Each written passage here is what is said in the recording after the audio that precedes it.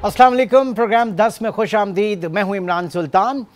मरदमशुमारी के तहत जो नई मरदमशुमारी हुई है, इस मरदमशुमारी के तहत हल्का बंदियों का अमल जो है उसके मुकम्मल होने की डेट आ गई। लेकिन अगर किसी तारीख का इंतज़ार है तो वो इलेक्शन की तारीख का, कि क्या 2024 में जो बात की जा रही है कि जनाब एंड ऑफ जनवरी या फरवरी इलेक्शन होने चाहिए, जो आईनी और कानूनी तकाजा है इस वक्त 90 दिनों का, क्या उसको फॉलो किया जाता है या नहीं किया जाता? क्योंकि सियासी जमातें इस वक्त बिलखुसूस पाकिस्तान पीपल्स पार्टी इस वक्त कह रही है कि 90 दिन के अंदर इलेक्शन होने चाहिए, जो आईनी तकाजा है। जबकि इस वक्त जो और चीज़ें चल रही हैं, जो केयर टेकर गवर्नमेंट इस वक्त जिन इश्यूज़ को एड्रेस कर रही है, जाहिर है कि वो बड़े लॉन्ग टर्म जो है वो अहमियत के हामिल हैं। अब इसमें बहरहाल बारहा ये कहा जा रहा है कि जनाब जब भी इलेक्शन कमीशन अनाउंस करेगा डेट का और इलेक्शन जो है वो करवा दिए जाएंगे। अब सारी जो इस वक्त बॉल है वो इलेक्शन कमीशन के कोर्ट में है। बहरामन तंगी साहब इस वक्त हमारे साथ मौजूद हैं। आप सेनेटर हैं, पाकिस्तान पीपल्स पार्टी से आपका ताल्लुक है। तंगी साहब, बहुत शुक्रिया आपके वक्त का। आज बिलावल भुट्टो मीडिया से बात कर रहे थे और एक बार फिर उन्होंने कहा कि जनाब फौरी तौर पर इलेक्शन होने चाहिए और हमें किसी जमात से कोई खतरा नहीं है, हमारी लड़ाई सिर्फ महंगाई और बेरोजगारी से है। मुझे ये बताइए कि इत्तेहादी हुकूमत में शामिल रही पाकिस्तान पीपल्स पार्टी महंगाई का तोहफा, क्योंकि ये एक जो लॉन्ग मार्च निकाला था महंगाई के खिलाफ बिलावल भुट्टो ने और उसके बाद एक पूरी तहरीक चली और पीटीआई हुकूमत बर्खास्त हुई, आज वही बात कह रहे हैं कि जनाब महंगाई के खिलाफ जो है वो हम महंगाई को ख़त्म करेंगे, कंट्रोल करेंगे। एक तोहफा तो आप ही लोग देखेंगे इस कौम को।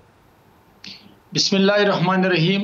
देखिए, पीपल्स पार्टी बिल्कुल मैं एग्री करता हूं कि लास्ट जो 16 मंथ्स की हुकूमत थी इत्तेहादी जमातियों की, उसमें पीपल्स पार्टी का भी एक हिस्सा था और उसमें मेरे चेयरमैन बिलावल भुट्टो जरदारी साहब फॉरेन मिनिस्टर थे। 16 महीनों में उसने अपने मुल्क की डिग्निटी के लिए, अपने मुल्क की इमेज के लिए पूरी दुनिया का विजिट किया। पार्टी को टाइम नहीं दिया।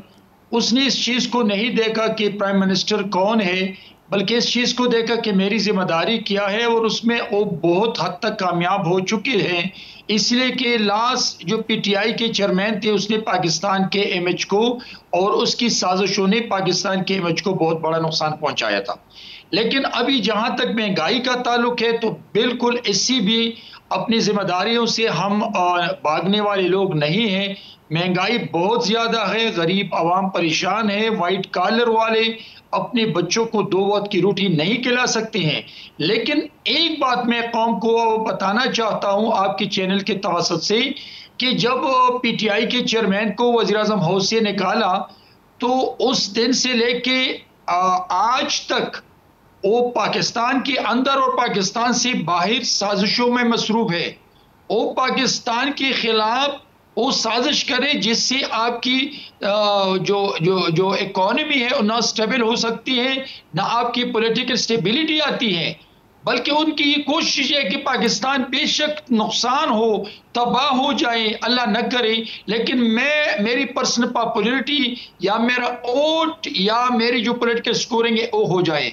यानी तंगी साहब, फिर परफॉर्मेंस जो लोग अपने आप को लेकर जाते हैं परफॉर्मेंस बेस के ऊपर, तो आप मतलब दूसरों की कारकर्दगी, दूसरे अगर इमेज खराब कर रहे हैं तो आप उस चीज को नैरेटिव एक बनाकर लेकर जाएंगे, आपकी अपनी कारकर्दगी जो आवाम को रिलीफ। फिर वो बिलावल साहब का महंगाई मार्च कहाँ गया जो कराची से और उन्होंने इस्लामाबाद तक निकाला था महंगाई के खिलाफ, और खान साहब की हुकूमत को उन्होंने डिसमिस कराया था, वो कहाँ गया? आवाम उसको नहीं देखे फिर क्या? इमरान साहब, पाकिस्तान पीपल्स पार्टी जब भी इलेक्शन में जाते तो वो अपनी मंशूर मैनिफेस्टो और प्रोग्राम आवाम के सामने लेकर जाते हैं। हम अपना मंशूर रखते हैं आवाम के सामने और आवाम फिर फैसला करते हैं कि ये जो पीपल्स पार्टी का मंशूर है तो ये मेरे बच्चों के लिए, मेरे लिए, इदारों के लिए और पाकिस्तान के मुस्तकबिल के लिए और पार्लियामान के लिए और पार्लिमानी निज़ाम के लिए कितना मुफीद है। अगर वो पाकिस्तान के 24 करोड़ अवाम हमारे मंशूर के साथ मुतफिक है तो हमें वोट करते हैं, हमें वोट के ईवान तक पहुंचाते हैं और हम हुकूमत करते हैं। 2008 से लेके 13 तक हमने कानून साजी, तारीखी कानून साजी की है, इसलिए कि हमारे मैनिफेस्टो और मंशूर का हिस्सा था। आज भी चेयरमैन बिलावल भुट्टो जरदारी साहब जाएंगे मैदान में और अपने मंशूर के साथ, अपने मैनिफेस्टो के साथ जाएंगे। अच्छा, ये बताइएगा कि इस वक्त जो बात की जा रही है 90 दिन के अंदर इलेक्शन, फौरी तौर पर इलेक्शन कराए जाएं, और फिर एक थोड़ी सी शायद पाकिस्तान पीपल्स पार्टी की सफ़ों में इस वक्त है बात की जा रही है कि जनाब करप्शन के ऊपर जो वो पकड़ धकड़ की जाएगी, आनी हाथों से निपटा जाएगा। और बिलावल भुट्टो का आज का बयान जिसमें वो कह रहे हैं कि आवाम पर तजर्बात करने का सिलसिला बंद होना चाहिए, तो क्या कुछ महसूस हो रहा है, कहीं कोई तजर्बा, दोबारा कोई तजर्बा किया जा रहा है क्या? देखिए, पीपल्स पार्टी नंबर 1 ये है कि अगर सपोज पीपल्स पार्टी के जिम्मेदारों के खिलाफ मीडिया ट्रायल हो रहा है, तो चेयरमैन बिलावल भुट्टो जरदारी साहब ने इस बात की तरफ निशानदही की है। वरना पीपल्स पार्टी ने कभी भी ये नहीं कहा कि किसी ने अगर करप्शन किए तो हम उनके तहफ़्फ़ुज़ करते हैं या इदारे उनको न पकड़े, बल्कि पीपल्स पार्टी मीडिया ट्रायल के बारे में उसने बात की है। जहां तक आपकी जो तजुर्बे की बात है, तो बिल्कुल जो मुल्क है, इलेक्शन है, सियासत है, तो ये सियासी लोगों का काम है। लेकिन मैं एक बात जो मैं as a parliamentarian, as a Pakistani समझता हूं, तो इस वक्त जरूरत इस बात की है कि हम अगर निगरान सेटअप या इदारे मिलके पाकिस्तान की बेहतरी के लिए या डॉलर चोर पे हाथ डालते हैं, चीनी चोरों पे हाथ डालते हैं, गैर कानूनी अफगानियों पे हाथ डालते हैं, गैर करेंसी जो इलीगल करेंसी का कारोबार है उन पे हाथ डालते हैं, तो मेरे ख्याल में इसमें ये तो हम सब वेलकम करते हैं। इसलिए कि बल्कि इसमें तो आपको और उनके हाथ मल चाहिए। अगर चीजें सही हो रही हैं, बेहतरी की जानिब हो रही हैं, सर्वेलेंस, ये तो एक इलेक्टेड गवर्नमेंट का काम था, ये तो एक मुंतखब हुकूमत का काम था जो इस वक्त केयर टेकर गवर्नमेंट को करना पड़ रहा है। इसमें तो आपको उनके हाथ मजबूत करने चाहिए। पाकिस्तान की खातिर और इदारों की खातिर हमने अपनी सियासी दुश्मनों के भी हाथ मजबूत किए हैं। हमने तो कभी ये नहीं सोचा कि ये सामने वाले कौन हैं और क्या करते हैं। हम ये देखते हैं कि जो मुल्क, कौम और अवाम की खिदमत करते हैं, पार्लिमानी निज़ाम की खिदमत करते हैं, इदारों की खिदमत करते हैं, तो हमने तो उनको सपोर्ट भी किया और उनको वेलकम भी किया है। और इसकी जिंदा मिसाल ये है कि नेक्स्ट 16 मंथ्स में जो कि हमारी सियासी मुखालिफ रही है मियां साहब, और उन प्राइम मिनिस्टरशिप में बिलावल भुट्टो जरदारी साहब ने दिन रात एक करके उनको सपोर्ट किया है। जरदारी साहब ने उनको सपोर्ट किया है। लेकिन सर उस वक्त तो आप लोगों का मकसद एक था ना। अब जो है जाहिर है कि अब मकसद अलग होगा, अपनी अपनी सियासत होगी। अब एमक्यूएम भी आप लोगों के साथ थी, लेकिन अब एमक्यूएम और जीडीए आपस में मिल रहे हैं, गुफ्तगू जारी है। फिर गवर्नर सिंध जो है वो लंदन में जाके मियां नवाज शरीफ से उनकी मुलाकात होती है, तो कहीं ना कहीं कुछ तशवीश तो है पाकिस्तान पीपल्स पार्टी में। देखिए इमरान भाई, मैं आपको बता रहा हूं कि जिस पार्टी का अपने मंशूर मैनिफेस्टो पे ईमान है, यकीन है, तो वो इत्तेहाद बनने से न घबराते हैं, न किसी की मीटिंग से घबराते हैं, बल्कि ये सियासी अमल है कि कोई भी बंदा किसी से मिल सकते हैं, इत्तेहाद बना सकते हैं, इत्तेहाद बनाने की बात करते हैं। पीपल्स पार्टी ने तो ऐलान किया है कि हम पूरे मुल्क में किसी पार्टी के साथ इत्तेहाद नहीं करेंगे, बल्कि अपने निशान और मैनिफेस्टो पे इलेक्शन में जाएंगे।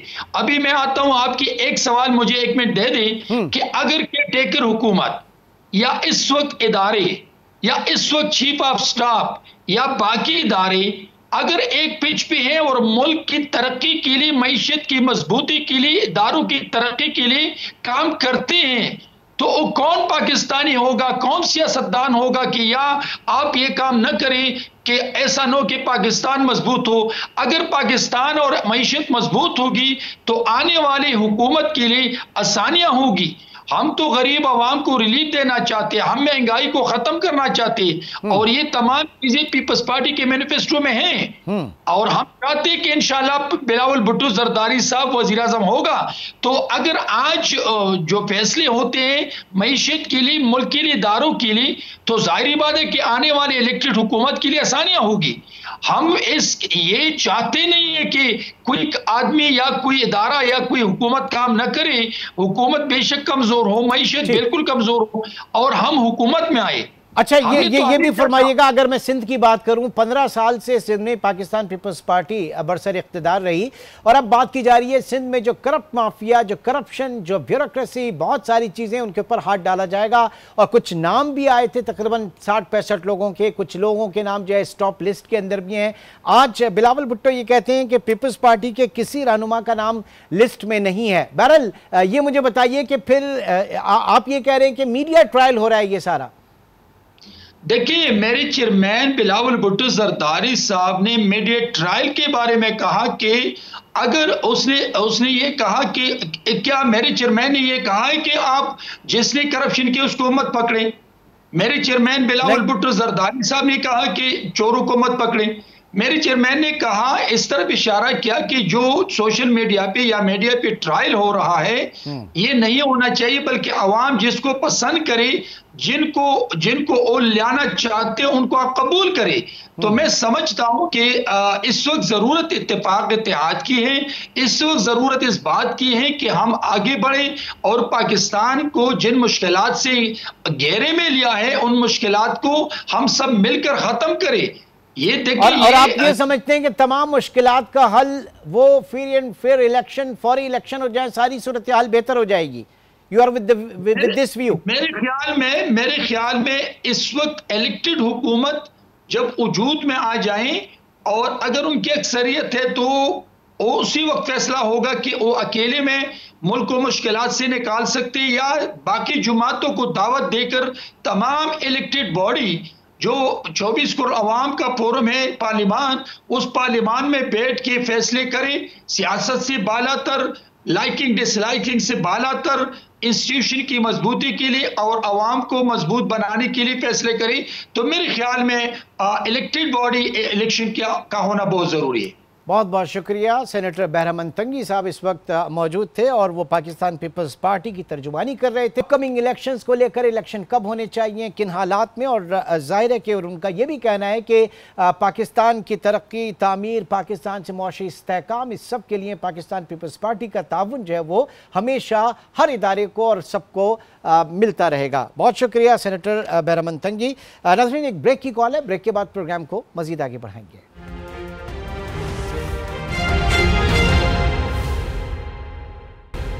Welcome back. और नाज़रीन, अब बात करेंगे SIFC यानी स्पेशल इन्वेस्टमेंट फैसिलिटेशन काउंसिल।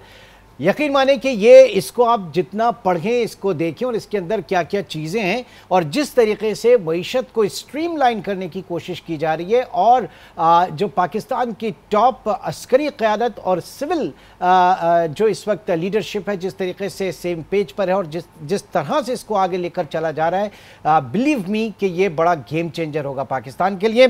थोड़ा सा इसका ज़रा मैं बैकग्राउंड आपके साथ शेयर करता चलूँ। लास्ट जो फॉर्मर प्राइम मिनिस्टर शहबाज शरीफ साहब के दौर में SIFC की बुनियाद रखी गई थी, इसकी एपिक्स कमेटी तश्कील दी गई और इसकी कंपोजिशन में 9 वफाकी वज़रा, आर्मी चीफ बतौर स्पेशल इन्विटेशन, तमाम वज़राए आला, पाकिस्तान आर्मी से एक नेशनल कोऑर्डिनेटर और वज़ीर आज़म के मुआविन ख़ुसूसी इसमें शामिल हैं जो इस कमेटी के सेक्रेटरी के तौर पर काम करेंगे।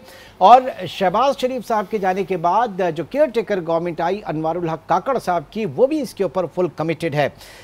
इस SIFC के ज़रिए जो पाकिस्तान में सरमायाकारी, बैरूनी सरमायाकारी के फ़रोग़ दिया जाएगा और अब तक जो इत्तलात हैं इसके ऊपर जो फोकस किया जा रहा है UAE से, सऊदी अरब से, कुवैत से, पाकिस्तान के agriculture sector, agriculture including live stock, फिर पाकिस्तान में माइंस एंड मिनरल्स, पाकिस्तान का इंफॉर्मेशन टेक्नोलॉजी सेक्टर और पाकिस्तान का एनर्जी सेक्टर, इसके अंदर बैरूनी सरमायाकारी को फ़रोग़ दिया जाएगा। इसमें बहुत सारी चीज़ें हैं जो डिस्कस करनी है, लेकिन आज ज़रा इसका एक पूरी स्कीम का, इस पूरे काउंसिल का एक ओवरव्यू लेते हैं। इस वक्त हमारे साथ मौजूद हैं जनाब नासिर अली शाह बुखारी साहब, आप चेयरमैन हैं KSB ग्रुप के और कराची स्टूडियो में हमारे साथ मौजूद हैं। बुखारी साहब, बहुत शुक्रिया, थैंक यू वेरी मच। सबसे पहले तो ये बताइए कि ये स्पेशल इन्वेस्टमेंट फैसिलिटेशन काउंसिल, ये SIFC जो है, इसको आप किस तरह से देख रहे हैं? मैं आपको पहले थोड़ा सा इसका बैकग्राउंड बताना चाहता हूँ। ऐसा था कि चंद बरस पहले सऊदी अरबिया ने पाकिस्तान में इन्वेस्टमेंट के लिए कमिटमेंट की थी कि वो $25 बिलियन की आपकी ऑयल के जो प्रोजेक्ट्स थे उसके सिलसिले में इन्वेस्ट करना चाह रहे थे। और वो यहाँ उनके डेलीगेशंस आते रहे और उनके आने के बावजूद भी कोई पेशरफ्त नहीं हुई। तो जब पहली मुलाकात सऊदी फरमा रवा की हमारे चीफ साहब से हुई तो जो मालूमात दी गई हैं उसमें ख़ुद उन्होंने बताया कि उस वक्त जो है एक ही मामला उनसे डिस्कस हुआ कि पाकिस्तान में इन्वेस्टमेंट कैसे की जाए और जो ये बार बार $2 बिलियन $1 बिलियन हम मांगने चले जाते हैं उससे हमारा कैसे छुटकारा हासिल किया जाए। तो उन्होंने बहुत शौक़ और ज़ौक़ से ये कहा कि जी हम तो बहुत इंटरेस्टेड हैं लेकिन आप लोगों के यहाँ जो निज़ाम है वो इसको आगे बढ़ने नहीं देता और आप जानते हैं कि वो निज़ाम ओवर पीरियड ऑफ टाइम ख़ुसूसी तौर पर जो गवर्नेंस है ना ये चलती है ब्यूरोक्रेट्स से। ब्यूरोक्रेट्स ने जो है मुकम्मल तौर पर कोई भी डिसीजन मेकिंग का अमल जो है वो रोक दिया, किसी फाइल पर साइन नहीं करना। रेड टेपिज्म नहीं, रेड टेपिज्म नहीं, बल्कि उनको जो नैब के हवाले से जिस तरह से कैदो बंद की सोबतों से गुजरना पड़ा, डर खौफ और इल्ज़ाम, अच्छे ब्यूरोक्रेट्स, बहुत अच्छे ब्यूरोक्रेट्स ऐसे हैं जो काम करना चाहते हैं। मसलन अभी आपने जिक्र किया एडवाइज़र का जो कि SIFC में सेक्रेटरी का रोल अदा कर रहे हैं, one of the finest bureaucrat of Pakistan, लेकिन ये कुछ लोग कर नहीं पाते थे। तो उसके लिए कोई एक नया स्ट्रक्चर जो है उसकी सोच पैदा हुई कि इसको आगे लेके कैसे चला जाए। तो इसमें जो एक इसको लीगल कवर भी दिया जाए और इससे जो है वो किन शोबों में मुल्क को इन्वेस्टमेंट्स की ज़रूरत है वो भी एक बहुत ज़रूरी अमल था जिसको समझने की ज़रूरत थी। तो इस पर एक बहुत यानी गहरी नज़र डाल के इस स्ट्रक्चर को सोच विचार के बाद, और मैं उसमें दोनों तरफ से जो जितने भी उसमें शुरका हैं जो कि इंटरेस्टेड पार्टीज़ हैं उन सबको क्रेडिट दूंगा। वो जो आपकी पॉलिटिकल साइड पे, ब्यूरोक्रेसी की साइड पे, फ़ौज की साइड पे जितने भी स्टेक होल्डर हो सकते थे, उसके बाद फिर बिजनेसमैन कम्युनिटी से भी सबसे मशवरे हुए और उन मशवरों के बाद जाकर ये स्ट्रक्चर जो है ये मुझे नज़र आता है कि अब अच्छा बुनियादी फ़र्क सर हमेशा हमने ये देखा कि इससे पहले जब भी बात हुई, क्योंकि असल मकसद बैलेंस ऑफ पेमेंट का है, वी नीड डॉलर्स कि हम अपने ज़र मुबादला के ज़खायर को बढ़ाएं, हमारे रिजर्व्स को बढ़ाएं। लेकिन उससे पहले जब भी बात होती थी बहुत ज़्यादा फोकस जो है वो बड़ा रिवायती सा हमने अपनी एक्सपोर्ट्स के ऊपर रहा, रेमिटेंसेस के ऊपर रहा, जबकि असल जो होना चाहिए पाकिस्तान में फॉरेन डायरेक्ट इन्वेस्टमेंट होनी चाहिए। और over the period of time हम देखें कि 2008 समथिंग जो है वो तकरीबन $5 बिलियन के करीब रहे और उसके बाद तो $1 अरब, $1.5 अरब ये रहा। तो इस मरतबा ये एक पैराडाइम शिफ्ट है कि आपने ये 3-4 सेक्टर्स हैं, इनके अंदर फॉरेन इन्वेस्टमेंट को आपने फैसिलिटेट करना है, उसको थोड़ा सा स्पीडी करना है, और जो इम्पेडिमेंट्स हैं इस पूरे स्ट्रक्चर के सिस्टम के जो आपने ब्यूरोक्रेटिक उसका भी बताया, उन सब का खात्मा करना है। जी 2007 में वो जो $7 बिलियन की फिगर जो है वो अटेन की गई थी, उसमें कुछ प्राइवेटाइजेशन शामिल थी। फिर वो साल था जब टेलीकॉम सेक्टर आपका हुआ था। जी जोंग की जो है सेल हुई थी और चाइना मोबाइल ने $800 मिलियन की इन्वेस्टमेंट की थी, और इसी तरह से और भी चीज़ों में जो है इन्वेस्टमेंट्स आई थी। लेकिन इन्वेस्टमेंट जो है ना वो अगर आपको ग्रोथ दिखानी है इमर्जिंग मार्केट्स में, डेवलपिंग मार्केट्स में, तो आपको 22 से 25% का इन्वेस्टमेंट रेट चाहिए। और पाकिस्तान में जो है वो 11%, 9%, 11% इससे ज़्यादा जा ही नहीं सका, क्योंकि हमारे यहाँ सेविंग रेट्स जो हैं, उस सेविंग में भी वो जो हैवी बोरिंग जो गवर्नमेंट करती है वो भी उसमें शामिल हो जाती है। वो 13% से ज़्यादा बढ़ा ही नहीं, सिवाय चंद एक सालों में जब थोड़ी सी इम्प्रूवमेंट आती नज़र आई थी। तो इस वजह से इन ज़रूरियात को समझते हुए कि पाकिस्तान में जो इन्वेस्टमेंट चाहिए FDI की, वो सिर्फ पाकिस्तान का ही नहीं, ये तो मंत्र ऐसा है जो सारी दुनिया में इस्तेमाल हुआ, और हर मुल्क आप देखें, चाहे वो चाइना देखें, चाहे वो इंडिया देखें, जहाँ कहीं भी ग्रोथ आई है वो थ्रू FDI ज़्यादा आई है, और फिर उसको फॉलो किया है साथ साथ डोमेस्टिक इन्वेस्टमेंट ने भी। ये दोनों पलड़ा बराबर के पलड़े हैं। ये नहीं कि आप सिर्फ FDI पे जाएं और लोकल इन्वेस्टमेंट को छोड़ दें। आपको लोकल इन्वेस्टमेंट को भी मौका मिलना चाहिए और वो भी साथ साथ शामिल होने चाहिए, क्योंकि इन्वायरमेंट ऐसा होता है। फिर दूसरा, हम तो उन लकी ममालिक में से हैं जहाँ हमारी पाकिस्तानी कम्युनिटी जो है वो जज्बा हुब्बुल वतनी से सरशार होकर अपने ख़ानदानों की ज़रूरियात को पूरा करती हैं, और बाहर जब जाते हैं, इस वक्त करीबन आप समझें कि 9-10 मिलियन पाकिस्तानी जो सारी दुनिया में फैला हुआ है, शायद उनकी रेमिटेंसेस जो है उनका बड़ा कंट्रीब्यूशन है। लेकिन उसको, उन रेमिटेंसेस को हम इंडस्ट्रियल वेंचर्स में जो है कन्वर्ट नहीं कर सके, जैसे चाइना ने किया। कि चाइना में इन्वेस्टमेंट्स जो थी, बड़ी बड़ी इन्वेस्टमेंट्स, वो जो ओवरसीज चाइनीज़ गए थे उन्होंने जाके आपने देखा सर, क्योंकि लास्ट मेरी आपसे जो मुलाकात हुई थी 2005-6 में, जब स्टॉक मार्केट क्राइसिस हुआ था, तब आप एक प्रोग्राम में आपसे मुलाकात हुई थी। तो उस वक्त जो FDIs आ रही थी वो पाकिस्तान में या तो रियल इस्टेट में चली गई या फिर वो स्टॉक मार्केट में चली गई थी। वहाँ पर बहुत पैसा उस वक्त पाकिस्तान में आया था, लेकिन हम इसको कैपिटलाइज नहीं कर सके। तो आप देखें कि ये एवेन्यूज़ हैं, स्पेशली जो एग्रीकल्चर के हवाले से बात की जा रही है पाकिस्तान। जी, SIFC जो है वो इस एतबार से एक बहुत मुख्तलिफ स्ट्रक्चर है, और जैसे गवर्नेंस के इश्यूज़ थे उनको भी ये कैटर करता है, और राह भी बताता है कि आप कहाँ इन्वेस्ट करें। मसलन मैं आपसे अर्ज़ करूँ कि हमारे पास मुल्क में करीबन 9 मिलियन हेक्टेयर ज़मीन जो है वो अवेलेबल है। ये 40 ममालिक जो दुनिया के हैं, अगर उनमें देखा जाए तो उन सबसे ज़्यादा ज़मीन है। तो ये ज़मीन जो है ये काबिल काश्त तो है, लेकिन काबिल इस्तेमाल नहीं है, और ये तमाम की तमाम ज़मीन जो है सूबों के पास है। अब उस ज़मीन का क्या स्ट्रक्चर किया जाए कि जिसमें कॉर्पोरेट फार्मिंग को जो है इंट्रोड्यूस किया जाए, ताकि मुल्क में अच्छा बीज जो है, स्टैंडर्डाइज बीज जो है वो हम इस्तेमाल कर सकें, क्योंकि उनके पास एक आइडेंटिफाइड बायर्स होंगे। आपको पता है पाकिस्तान में तकरीबन 3800 सीड कंपनियां हैं जो सेल करती हैं। 3800? जी, 3800। दुनिया की 15वीं बड़ी इकॉनमी एग्रीकल्चर के हवाले से अगर बात करें, बट अनफॉर्चुनेटली पाकिस्तान जो है वो फूड इनसिक्योरिटी के हवाले से जी, मैं आपको आगे अर्ज़ करता हूँ। लेकिन अमेरिका पूरे में जो है इतना बड़ा उनकी एग्रीकल्चर है, 780 कंपनियाँ हैं जो सीड सप्लाई करती हैं, और इसी तरह से चाइना में भी कोई बहुत बड़ी तादाद नहीं है।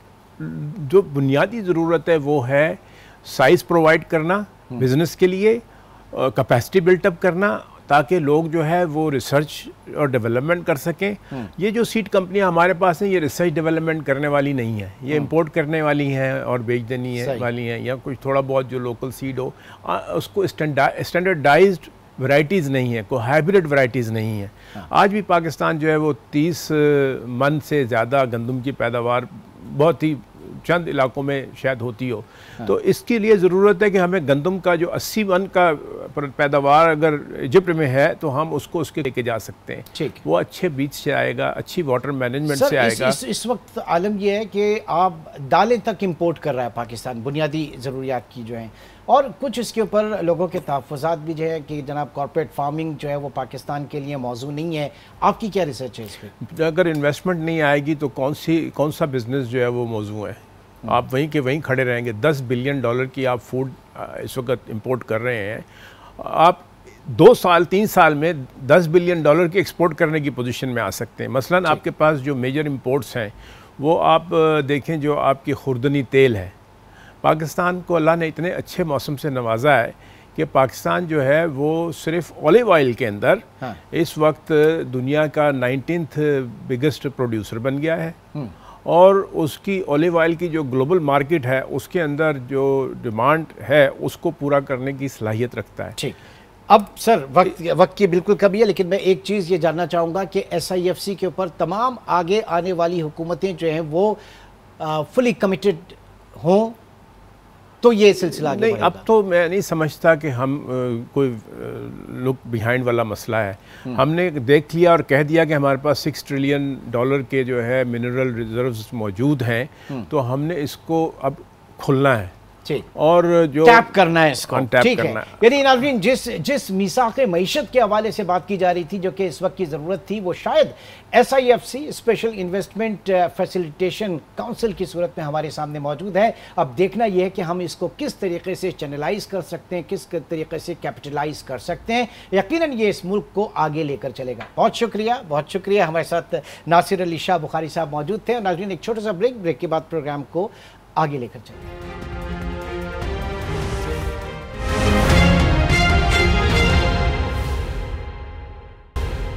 Welcome back. खेलों की दुनिया की तरफ चलेंगे और खेलों के मैदानों में आजकल क्रिकेट जो है वो बड़ा आबाद है, बहुत ज़्यादा जोश दिखाई दे रहा है, चाहे वो एशिया कप हो या वुमेन क्रिकेट टीम पाकिस्तान की जो इस वक्त परफॉर्मेंस दे रही है, बिलखुसूस जनूबी अफ्रीका के ख़िलाफ़ जो उसने T20 में क्लीन स्वीप किया है, ये एक बहुत हौसलामंद चीज़ है। इन दोनों मामलात पे ज़रा मेरे साथ मौजूद हैं फवाद मुस्तफ़ा, क्रिकेट एनालिस्ट हमारे साथ मौजूद है। फवाद, आपके वक्त का सबसे पहले तो ये बताइएगा कि एशिया कप में अब तक की जो परफॉर्मेंस है, पाकिस्तान की परफॉर्मेंस को किस तरह से देख रहे हैं? कुछ इम्कानात हैं आगे चल के थर्ड टाइम पाकिस्तान अगर इंशाअल्लाह ताला हम उम्मीद करें कि चैंपियन बने? फेवरेट है। जिस तरह से अभी तक पाकिस्तान ने टूर्नामेंट खेला है, बहुत ही शानदार परफॉर्मेंस रही है और ख़ास तौर पे पाकिस्तान की बॉलिंग की जितनी भी तारीफ की जाए कम है। उन्होंने भारत जैसी टीम जिसकी बहुत ही शानदार बैटिंग है, उन्हें सही मायनों में झटका दिया है, डराया हुआ है और बहुत ही शानदार परफॉर्मेंस पाकिस्तान की बॉलिंग दे रहा है। और उनकी बॉलिंग की वजह से बैटर्स की ज़िंदगी काफ़ी आसान हो गई है। तो मुझे तो पाकिस्तान की टीम फेवरेट लग रही है। अब बारिश एक ऐसी चीज़ है जिसमें कुछ कहा नहीं जाता कि बाज़ औक़ात पिच की कंडीशंस कुछ ऐसी हो जाती है, कुछ सिचुएशन ऐसी हो जाती है कि एक अच्छी टीम फेवरेट टीम भी हार सकती है। लेकिन ओवरऑल अभी तक जितना भी एशिया कप हुआ है, पाकिस्तान की परफॉर्मेंस आउटस्टैंडिंग है और मुझे पाकिस्तान एशिया कप जीतता हुआ नजर आ रहा है। बारिश की आपने बात की, सारा मजा किरकिरा हो गया था पाकिस्तान और भारत के दरमियान जो मैच था। अच्छा, इसके ऊपर तनकीद पाकिस्तान में तो हुई, इंडिया में भी काफ़ी इसके ऊपर सुनील गावस्कर जो है उन्होंने कहा बाकायदा इसकी तहकीकात होनी चाहिए कि खराब के बावजूद कोलंबो में ही क्यों मैचेस कराए गए। उन्होंने बड़ा क्रिटिसाइज़ किया अमित शाह के फैसलों को। आप समझते हैं कि ये नहीं होना चाहिए था और प्रेडिक्शंस पहले से सामने थी, वेदर बिल्कुल एकदम से चेंज नहीं हुआ? देखिए, प्रॉब्लम यह है कि जब आप खेलों में सियासत को इन्वॉल्व करते हैं तो इस किस्म के मसाइल होते हैं। ये बिल्कुल एक सियासी फैसला है कि हमने वहीं पर कराना है। अड़ी की बात है, पाकिस्तान में नहीं होने देना और किसी और जगह नहीं होने देना, क्योंकि इंडिया की इजारादारी है इंटरनेशनल क्रिकेट काउंसिल में भी और ACC में भी। उसकी वजह है कि वो माशी तौर पर इतना उनका क्रिकेट बोर्ड स्ट्रॉन्ग है कि जो वो फैसले लेता है उसके आगे कोई भी क्रिकेट बोर्ड सही मायनों में स्टैंड नहीं लेता। तो उसका एक इंडिया को भी हो रहा है, क्रिकेट को भी हो रहा है और मेरी नज़र में ज़्यादातर इंडियन क्रिकेट को हो रहा है। क्योंकि देखिए, क्रिकेट अगर देखने को नहीं मिलेगी, स्पॉन्सर्स भी ज़्यादातर इंडिया से ताल्लुक़ रखते हैं एंड ओवरऑल आपकी टीम को नुकसान होता है कि जब आपको इस तरह से पेश किया जाए कि जी आप एक खौफ में मुब्तला है कि आप एक ऐसी कंडीशन है जो आपको सूट करती है, वहीं पर खेलना चाहेंगे, बाहर खेलेंगे तो आपको हार का खौफ है। तो ये सारी चीज़ें नुकसान पहुंचाएंगी इंडियन क्रिकेट टीम को, जो भी BCCI की ये फैसले हैं। सर, बावजूद इतने कमर्शियलिज्म के, इतना पैसा, पूरी दुनिया की कवरेज, अब बात यह है कि उसूलन तो मेज़बानी पाकिस्तान का हक था, पाकिस्तान ने करना थी, लेकिन इंडिया ने, जैसे आपने कहा कि उनका डिस्प्लेजर के जनाब पाकिस्तान में नहीं खेलना, तो ओवरऑल एक बहुत ही ख़राब मैसेज। क्योंकि सियासत, हम तो अपने से जो आप समझ लें कि सिफारती ताल्लुकात और जो बिगड़े हुए ताल्लुकात हैं उनको बेहतरी की तरफ ला सकते हैं, नॉर्मलाइजेशन की तरफ लाया जा सकता है, बट यहाँ तो अगेन उल्टा सियासत की जाती है BCCI की तरफ से। देखिए, ये प्रॉब्लम सारी ये है कि जय शाह साहब चला रहे हैं और उनको इस चीज़ का अंदाज़ा नहीं है कि जो ये कर रहे हैं उससे इंडियन क्रिकेट को कितना नुकसान होगा। बस एक अड़ी की बात है। बाज़ औक़ात जब आपके पास अथॉरिटी होती है, जब आपके पास पावर होती है, तो आप उसका इस्तेमाल कर रहे होते हैं ये सोचे समझे कि उसका नुकसान कहीं आपको ही हो जाएगा, क्योंकि खेलों की इतनी समझ बूझ उन्हें है नहीं। वो समझ रहे हैं कि बस हम जो चाहेंगे माशी तौर पर जितना नुकसान हम बाकी क्रिकेट बोर्ड को या खासतौर पर पाकिस्तान क्रिकेट बोर्ड को पहुँचा सकते हैं, वो हमारा ऑब्जेक्टिव पूरा हो रहा है किसी न किसी तरह। लेकिन क्रिकेट के ग्राउंड में अगर आप देखिए, क्रिकेट की ज़बान में आप देखें, तो मुझे लगता है कि वो कहीं ना कहीं अपना और अपनी टीम का और अपने आप क्रिकेट देखने और पसंद करने वालों का ज्यादा नुकसान कर रहे हैं। ठीक, अब संडे के मैच के हवाले से क्या क्या आप समझ रहे हैं, किस तरह से परफॉर्मेंस देख रहे हैं, क्या मुमकिन है? देखिए, अब सारा खेल जो है वो मौसम के ऊपर है, क्योंकि मौसम एक ऐसी चीज है कि वो एक मीडियोकर टीम को भी फेवरेट बना देता है और फेवरेट टीम को भी मीडियोकर कर देता है। तो अगर पूरा मैच होता है, कंडीशंस ठीक रहती हैं, तो जो मेरी पहले भी पेशिंग हुई थी वो भी अभी है, क्योंकि अब हमने बेसिकली बॉलिंग भी कर ली, हमें अंदाजा भी हो गया है कि हमें क्या चेंजेस करनी चाहिए अगली मैच में इंडिया के लिए। तो हम ठीक, जाते जाते Fawad, women cricket team Pakistan की बहुत जबरदस्त परफॉर्मेंस, साउथ अफ्रीका के खिलाफ T20 में क्लीन स्वीप किया और अब मध्य मुकाबिल है वनडे में। देखिए, शानदार परफॉर्मेंस है खवातीन क्रिकेटर्स की, और उनकी जितनी भी तारीफ की जाए कम है। सब ने बहुत शानदार परफॉर्मेंस दी है, लेकिन यहाँ पर मैं एक चीज जरूर बताऊंगा कि जो कोचिंग स्टाफ है वो सारा पाकिस्तानी है, कोई फॉरेन कोचेज नहीं है, और आप टीम की परफॉर्मेंस देख सकते हैं। मुशीद, उसके बाद तौफीक उमर हो गए, कामरान हुसैन हो गए, सब लोकल स्टाफ है। अगर लोकल स्टाफ इतना अच्छा काम कर सकता है तो उन्हें आप क्यों लंबे अरसे के लिए साथ नहीं रखते? मेरे ख्याल से लोकल स्टाफ के साथ जाना चाहिए। बच्चियों की जितनी तारीफ की जाए कम है, क्योंकि बहुत मुश्किल हालात में ये क्रिकेट खेलती है, इनकी फैमिली की सपोर्ट, तो इसकी जितनी भी तारीफ की जाए कम है। जिस किस्म की परफॉर्मेंस उन्होंने अगेंस्ट साउथ अफ्रीका दी है, बहुत ही शानदार परफॉर्मेंस है। बहुत बहुत शुक्रिया फवाद मुस्तफ़ा, इस वक्त हमारे साथ मौजूद थे, और दुआ यही है कि चाहे मुआशी मैदान हो या खेलों के मैदान हो, अच्छी अच्छी खबरें, हौसला अफ़ज़ा खबरें इस कौम को मिलें। आज के प्रोग्राम के हवाले से अपना फीडबैक ज़रूर दीजिएगा। इंशाल्लाह आपसे कल मुलाकात होगी। टिल देन टेक केयर, अल्लाह हाफ़िज़।